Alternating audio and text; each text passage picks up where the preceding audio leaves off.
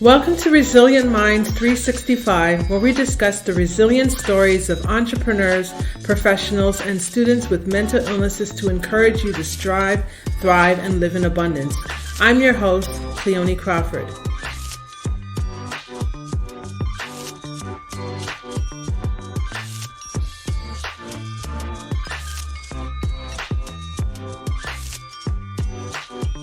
Welcome back to another episode of Resilient Minds 365. I'm your host, Cleoni Crawford. Well, guys, we have a special guest with us. Today we will be talking about eating disorders. And this is a topic that is new to me, and I'm really excited about it because I think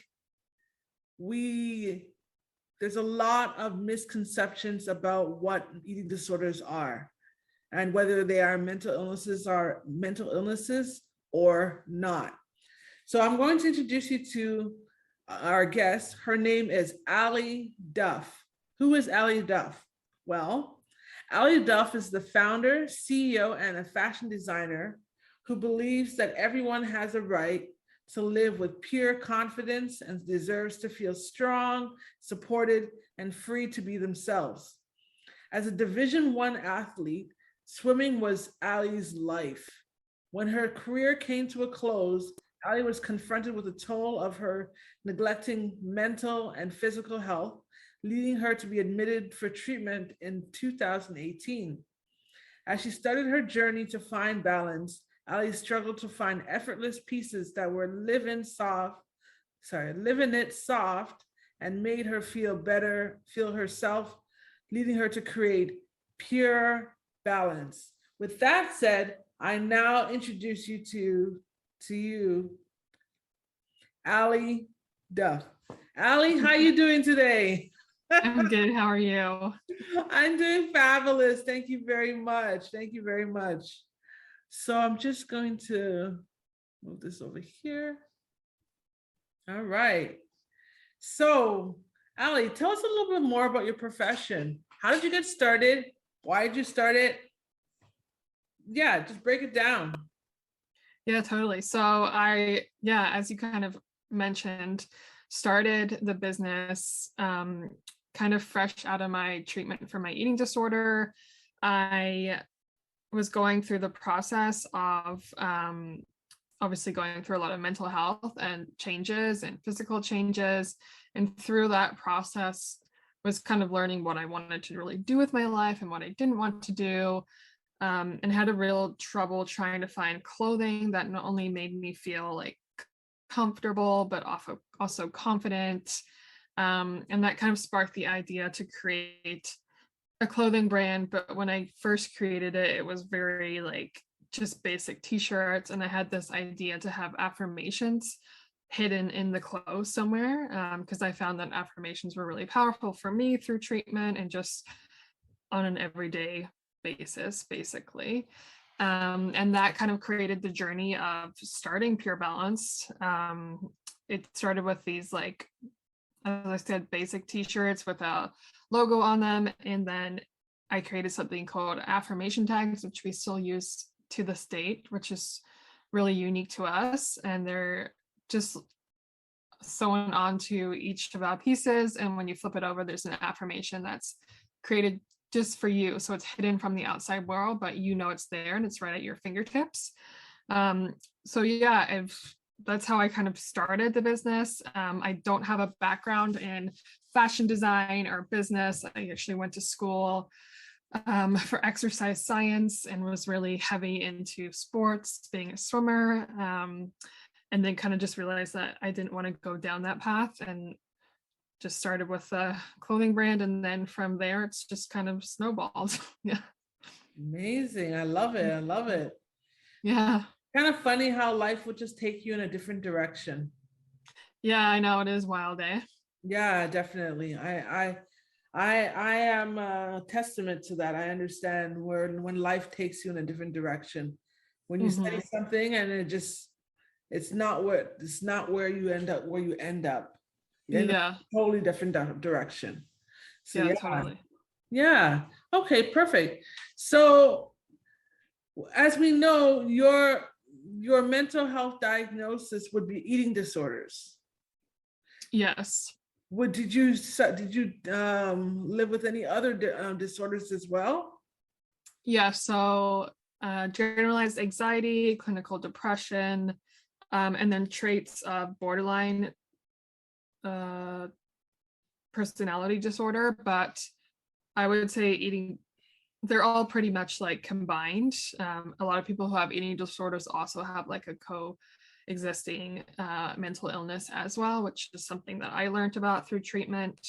Um, but yeah, so quite a few mental illnesses that I still deal with on a daily basis, but are in a different spot today than I was in the past. Okay. And when were you diagnosed? Um, yeah, I was trying to remember the exact time. I think like official diagnosis was probably around 2016 and then more clarity in 2018. Mhm. But I would definitely say I struggled way before that. I just didn't really know what was going on. Okay, okay. Mhm. So maybe you can walk us through it. Tell us a bit more about your mental health story of resilience. What did you go through and how did you, bounce back, bounce forward, come to this Yeah, place? so oh sorry. No worries, go Yeah. on. Yeah, so I would say it really started to begin when I stopped swimming. So I swam competitively for like 12 years of my life from age 9 to 21. And that was my identity. Like I was a swimmer. It was just like I was very structured. I had this routine for so long. And then when I retired from swimming, I kind of hit this point where I didn't know who I was. I didn't know what my identity was, and kind of I would say really started to fall into a deeper depression then. I would say I struggled with depression like for many years, but um this is when I feel like it really started to like take a deep dive. And then it just kind of like snowballed into my eating disorder just kind of like took off, and for a couple of years there it was just kind of in and out of treatments like therapy, and it just started to get worse and worse. I also didn't have like the biggest understanding of eating disorders either, and neither did my family, neither did a lot of my friends. So that was really tricky because even my family doctor, it was just like, okay, go do this. Like there wasn't really a lot of support. I went into an outpatient clinic local to me, but it was very, I would say relaxed, not very structured, not very strict. So I didn't really want to be there or didn't really want to receive treatment at that time. So it was kind of just like, I would just kind of like go with the flow and not really follow any of the rules, I should say, because there was no one really making me do anything. So from there, I got put onto a wait list to get into a more intensive treatment, which was like 3 hours away, and the wait list was 10 months. Um, so this was covered through OHIP in Ontario. Um, so yeah, so it was a long time to wait, which is really unfortunate for eating disorders treatment and support, especially in Ontario. I would say in Canada, it's very limited. The amount of therapists are very limited because it is such a complex illness. There does need to be a lot of skills when it comes to treating them, and there's not enough, I would say, knowledge in the past. Like I'm hoping that things will change in the future, but yeah, so I just had to kind of like hold on for those 10 months. I would say that was the hardest part. um, I would say, and my depression was getting a lot worse. It was kind of just surviving the days, not really living. And I'd given myself kind of like one last chance. I was like, okay, I'll try this treatment out. If it works, then like, okay. But if not, like, it was kind of just like, this was my end all. Like, I was just very, very depressed. So I went to the treatment. This, I think it was end of May 2018. It was by far the hardest thing I've ever done, and probably will be the hardest thing I've ever done.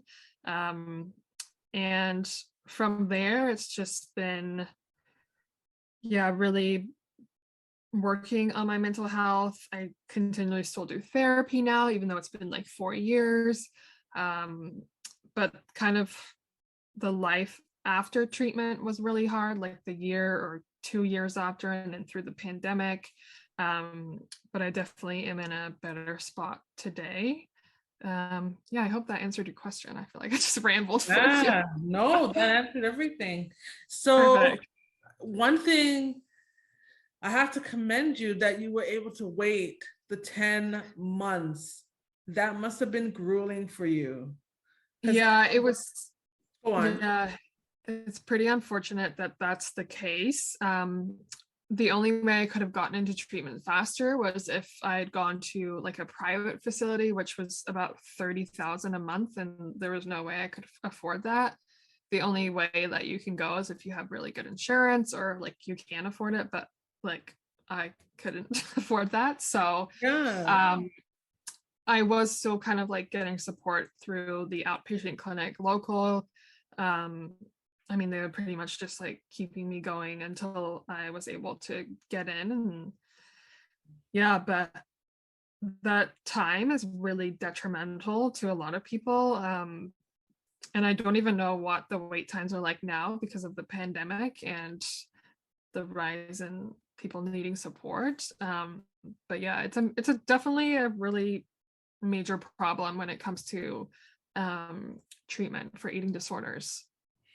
Yeah, I can definitely see that being a major setback, you know, for Mhm. a lot of people because um, people, when you have a problem and you're looking to fix that problem, you're looking to fix it now. Mhm. Sometimes what could end up happening to you while you're waiting, the depression could get worse, the Mhm. anxiety can get worse, and it could lead to much more serious more issues like suicide. And Mhm. that is why people, Yeah. just the fear fact that these gaps, you know, cause Mhm. people to these are reasons why suicide levels are so high. It's Yeah. because of the gaps and the waiting periods and having Mhm. to wait for services and not you know that feeling of helplessness. So Mhm. I Exactly. mean it's only I'm very thankful that you were able to wait out the period, Mhm. but not everyone is that lucky.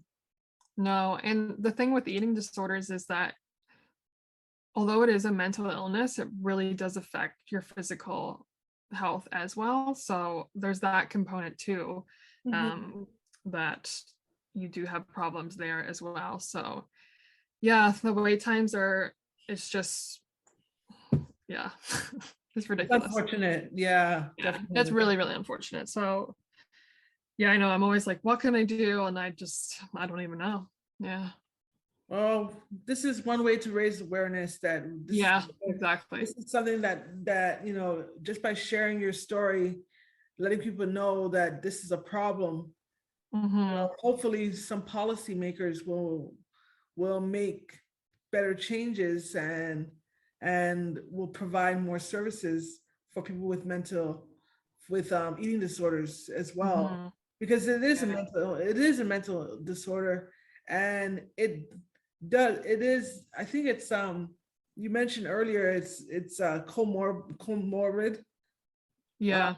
where it leads to other mental illnesses as well. It's attached to other ones. Yeah. Most like it is very common for people to have multiple. Hmm. Yeah. And eating disorders have like the second highest um death rate for mental illness, I think, aside from addiction. Um, so Wow. yeah, it's definitely not like something to be taken lightly, and there does need to be some more action around it. But Yes, yes, definitely. yeah.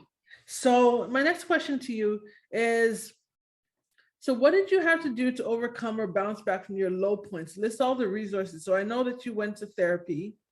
You Mhm. went you went to that program. Tell us some more about the program, how it helped. Yeah, so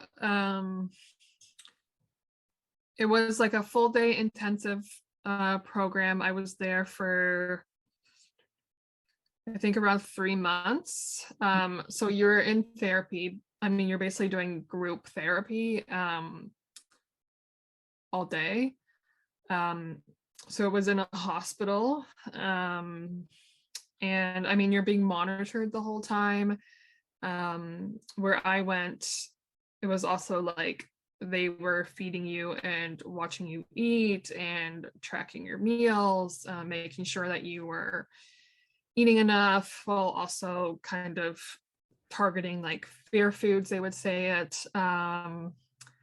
You also had like your own therapist through this time that you could check in with. But it was a lot of group therapy.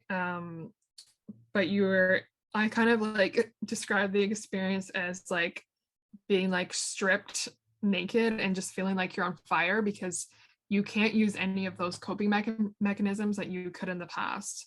So Mhm. eating disorders are a lot to do with like coping mechanisms, and it's like you're numbing out a lot of your life basically, and like you just become like that illness, and that kind of like takes over. And when you can't do anything around that illness, you it's kind of like you're not the same person, right? Like it's kind of like if you think about addiction or alcoholism, you take away the drugs, people go through withdrawal, Yeah. and then they kind of like go through treatment that way.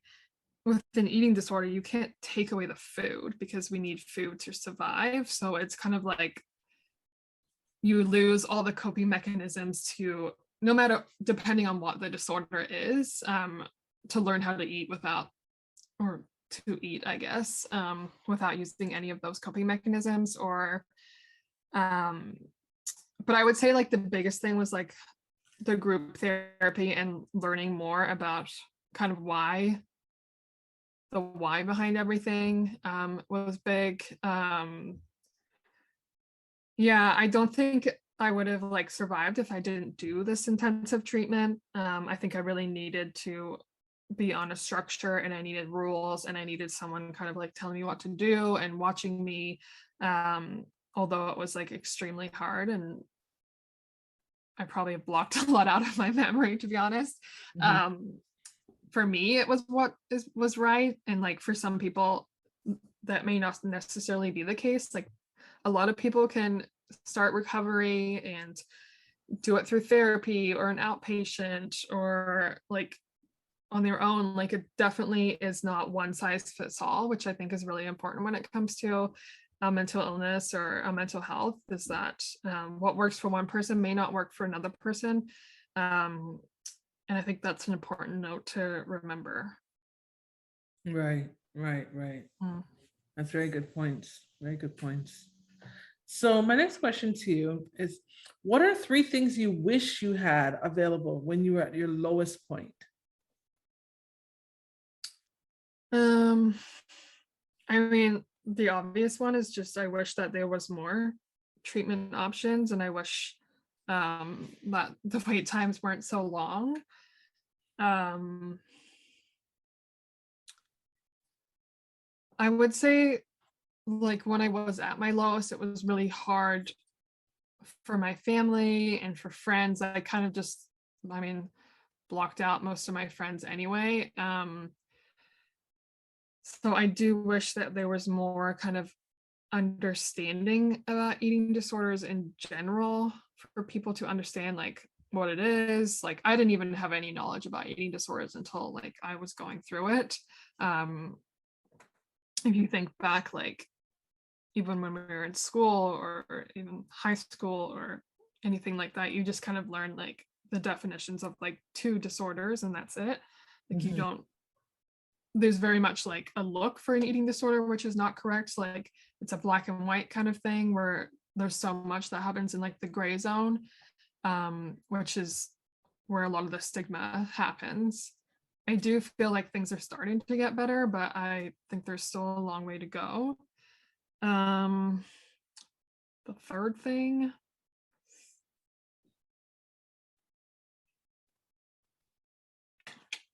yeah, I don't know, I would just say like more access to treatment and more access to therapists. Like there was only like one or two therapists in where I live that specialized in eating disorders. So Mm-hmm.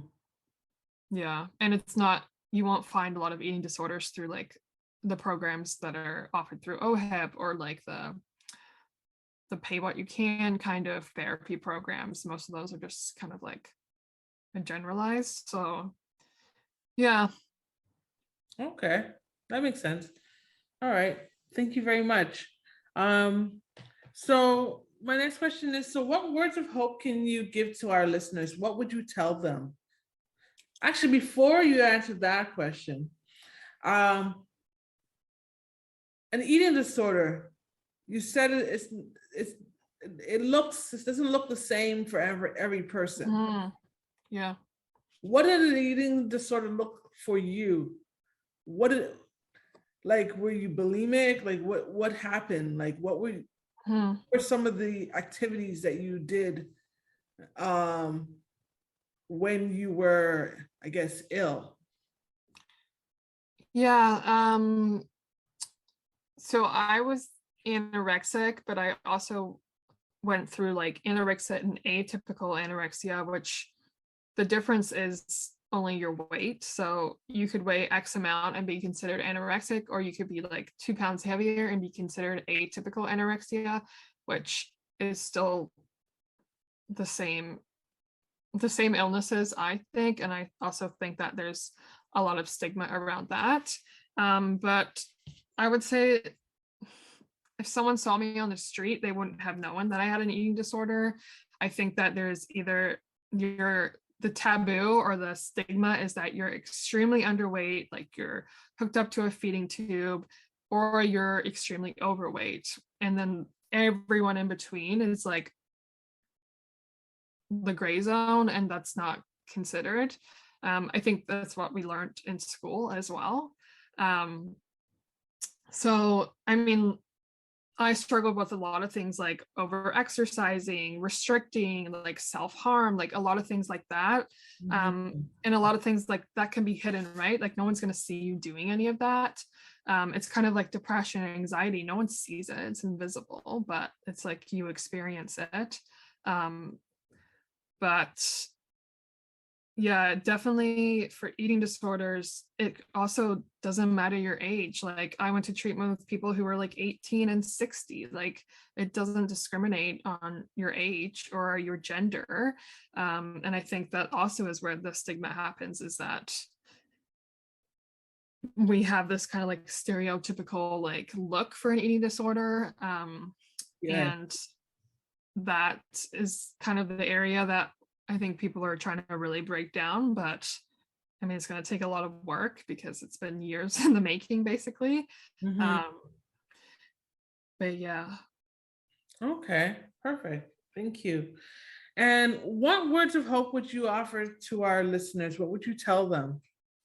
Yeah, I would definitely say like if someone is struggling with their mental health or a mental illness, um, to remember that you're not your illness. I think we put a lot of like identity on ourselves, like we're someone that has depression or we're someone that has anxiety, and then we kind of feel like that's our identity. But like you can have those illnesses and still have like a successful, happy life. It's just something that you deal with. Um, and I also would say to take it one day at a time. I think when you are struggling with your mental health or any mental illness, it does feel really overwhelming. You kind of look at the future and feel everything feels like very like dooming. But I would definitely say that taking things one day at a time is going to be really helpful for you. And if you're thinking about doing any treatment or any kind of recovery, or no matter what it is, 100% is worth it. Like I never thought I would be in recovery. I just thought that wasn't for me. Like I just figured like I would be sick forever and just deal with it and that would be my life. But I'm really happy that I am like in a different stage in my life right now than I was. I'm not going to say it's an easy process, but it's definitely worth it. That's for sure. Awesome. Awesome. Wonderful. Not an easy process, but it's definitely worth it. Love it. Yeah. Love it. So now we're going to take a switch on the interview. As you can see behind me, there's a book and it says The Music of My Life. So basically the book is about bipolar and music therapy. So I would like to know, what type of music do you like? Yeah, that's a hard question. I feel like a mixture of music. I'm not like a one kind of person, but I do love kind of, I don't know the right like term. I don't know if it's like indie or kind of like indie pop, maybe. I don't know. Okay, cool. Yeah. All right. So if you were to think of a song that best describes your journey, what would it be and why? That's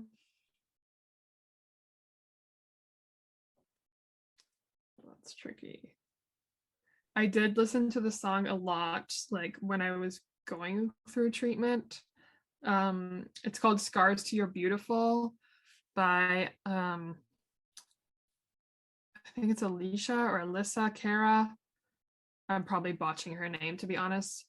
But I think like it's a lot to do with kind of like body image and things like that, which I did relate to. I would say when I was going through my journey, I would listen to kind of like what I would call like sad music, like which I found comfort in. Now, if I listen to it, it would probably be sad, but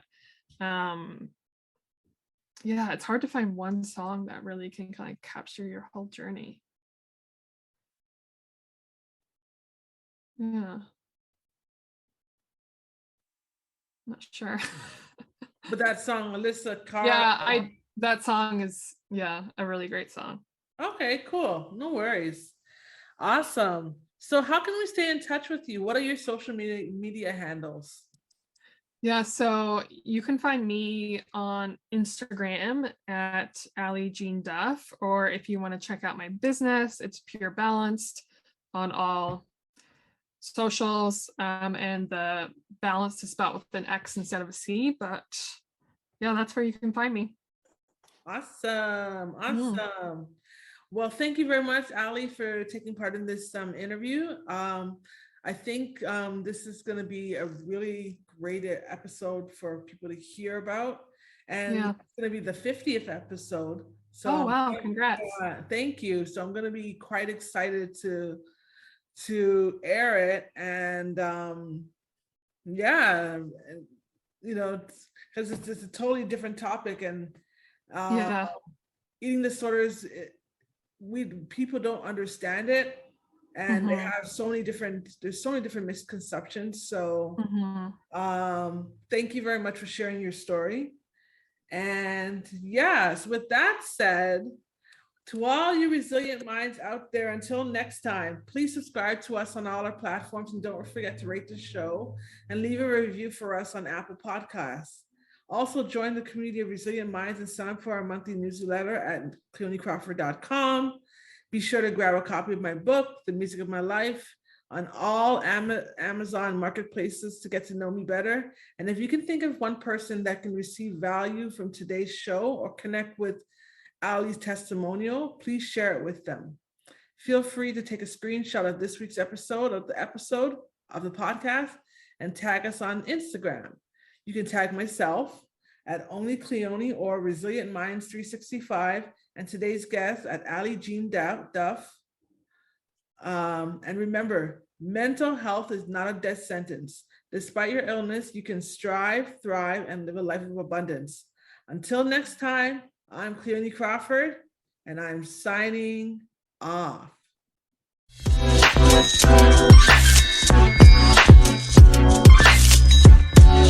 you.